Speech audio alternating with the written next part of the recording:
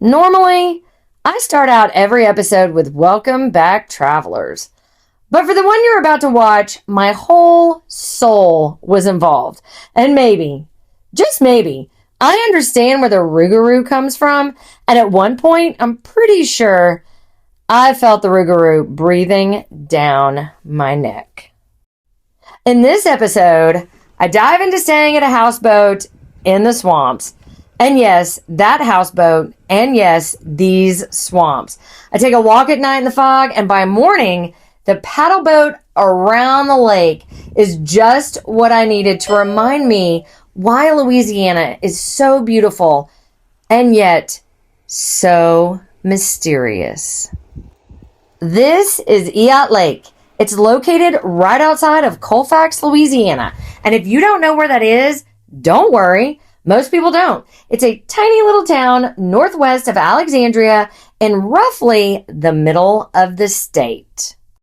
Before we get into the history of Eat Lake and the lore of the Rougarou, let's check out the houseboat. I found this little hideaway on Airbnb, and as always, I'll leave a link in the description.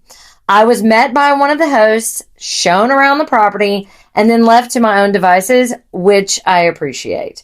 The houseboat was clean, comfy, and actually very cozy. But you might have noticed it's missing one major thing: a bathroom.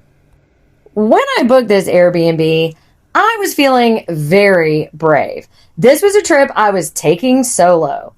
So let me add here, there is a bathhouse, and my brave level was on point to walk to it until 3 a.m.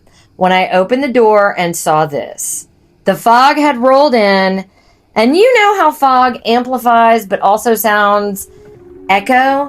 And hearing the noises from the swamp echoing, amplified, but yet somehow also muted, I felt like I had stepped into another dimension, and it wasn't too hard to believe that the Rougarou was real.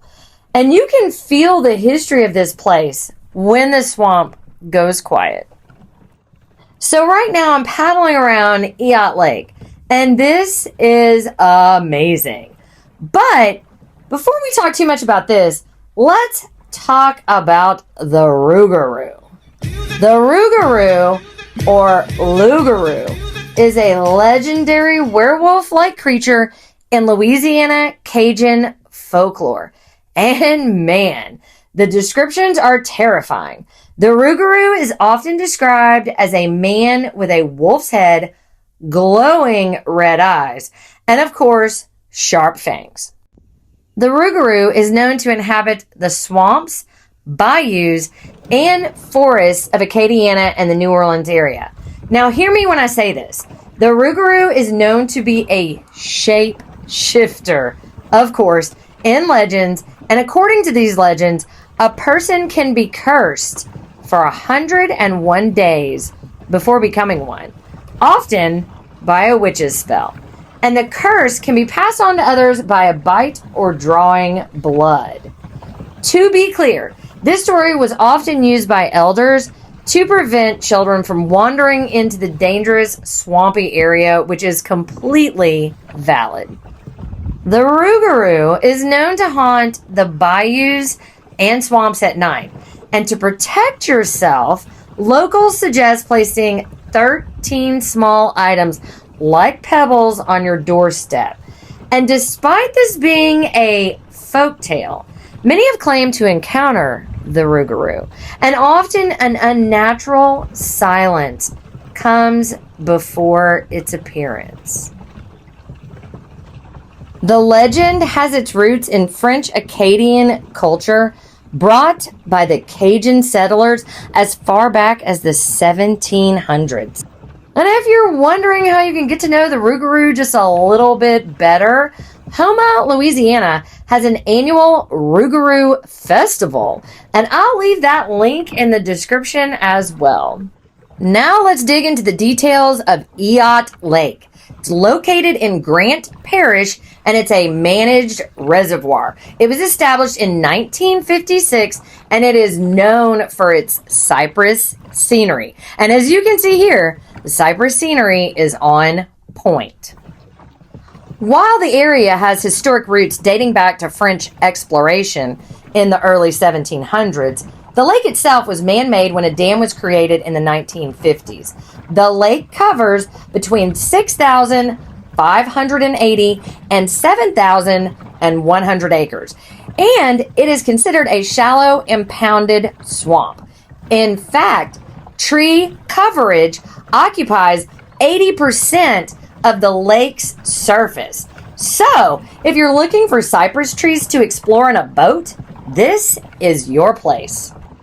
And a few other little tidbits of information. Eat Lake has an average depth of 5 to 6 feet and only a maximum depth of 19 feet. It is roughly 7.5 miles long and only 1 mile wide, with approximately 60 miles of shoreline.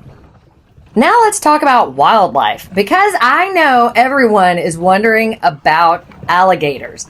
Believe it or not, like much of Louisiana, Eat Lake alligator population was severely depleted by unregulated hunting in the early 20th century. Because of that, there was a statewide hunting ban from 1962 to 1972, and the population has rebounded.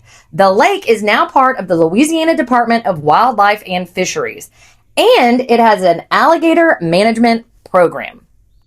And oh man, although the LDWF, which is the Department of Wildlife and Fisheries, Louisiana Department of Wildlife and Fisheries, doesn't release real-time counts for individual small lakes like this one, Louisiana as a whole is home to 2 to 3 million gators.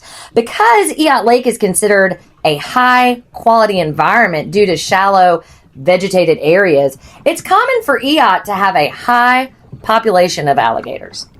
The next valid question is, why are we not seeing any gators? Well, alligators do not technically hibernate, but they do enter a state called brumation, which means they are dormant from November to early March, and temps are a trigger. So they stop feeding when temps drop below 70 degrees Fahrenheit, and they are largely inactive when temps are below 55 degrees Fahrenheit. And what does all that mean? Well, they retreat to what's called gator holes, or burrows in the mud to conserve energy. And to be fair, I also retreat to a burrow when temps drop low. Granted, it's not a mud one, it's my house, but I do retreat to a burrow as well. So if seeing gators is your jam and watching them be active, gators are most active from April to September. And here's what you really need to know. They mate in May and June. So females are pretty protective when they nest in July. And one thing you must never do is feed the gators. That is illegal. It's important to note that alligators should always remain wary of humans and never lose a healthy fear of humans. When that happens, they become what is called a nuisance. And what happens to them after that is never good. Now that we got the gators out of the way, let's talk about bird watching. If you're a bird watcher, this little lake is for you too. Water birds and waders, such as great blue herons, are often seen, along with raptors and bald eagles, as well as woodland birds and songbirds. Kayak around the lake, pack a lunch, and see what this incredible habitat has to offer. This is a great place to see migratory birds as well as year-round species. Where are my snake fans? To be fair, I am not one, but I think we should include them. So what kind of snakes might you find at Eat Lake? Well, the list is not short. They range from the venomous northern cottonmouth and copperhead to non-venomous, such as banded water snakes and the western rat snake. Let's go into a little bit more detail.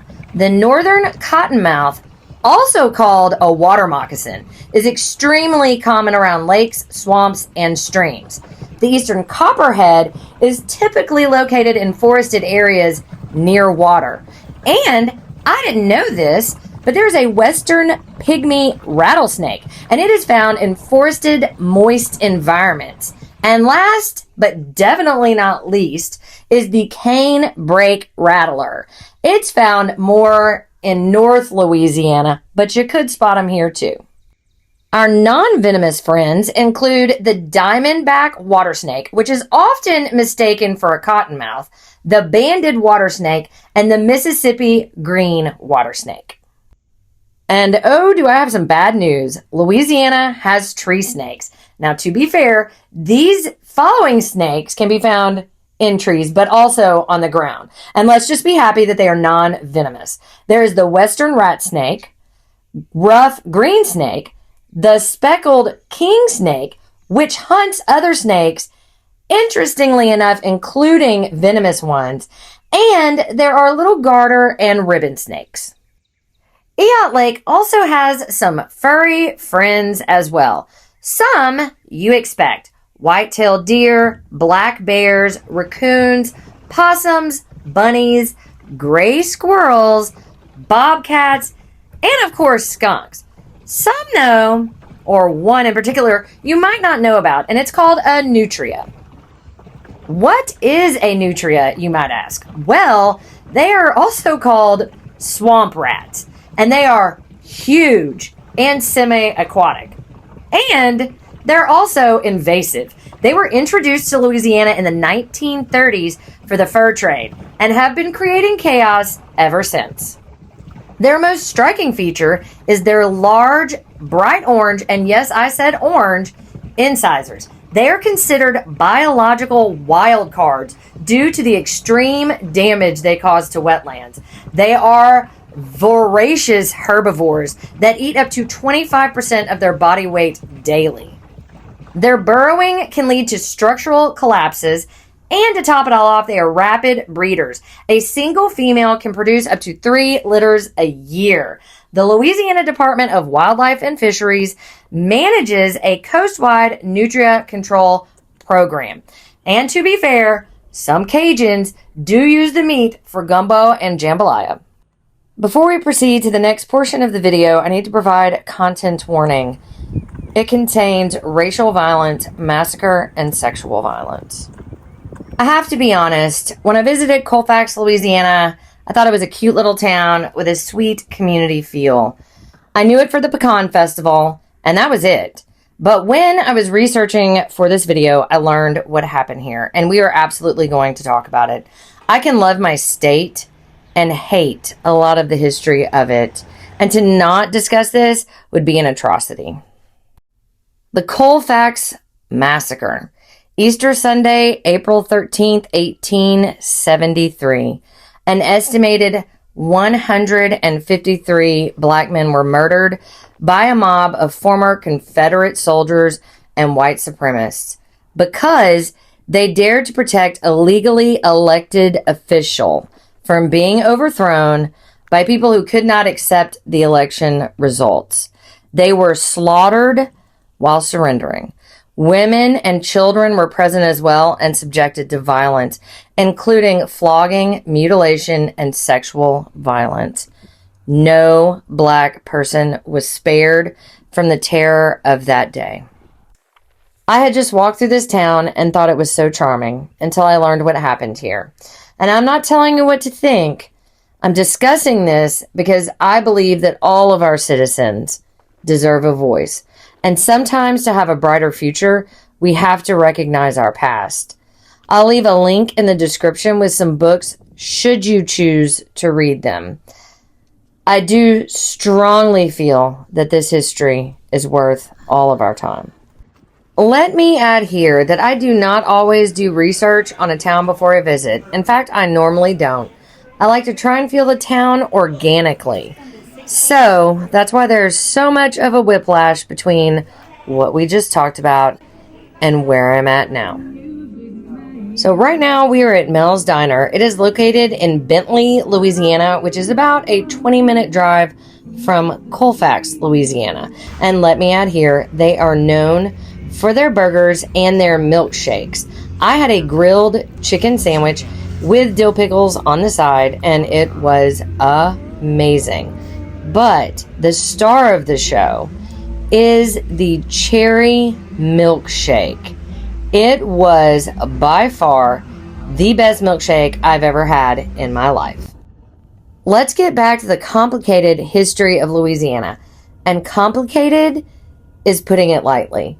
We are a state that is incredibly diverse, magical, and mysterious.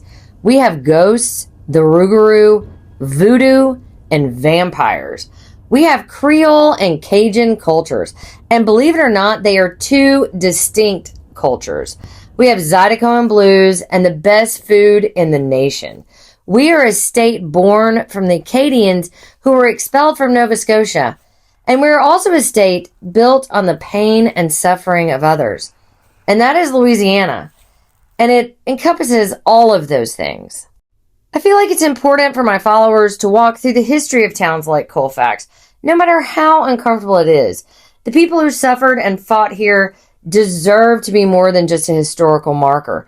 Sometimes it's important to feel the weight of history. I can love Louisiana and still hold a space in my heart for the dark chapters, the ghosts, and the legends. Thank you for joining us on another trip through history. Make sure to hit the subscribe button to see where we end up next.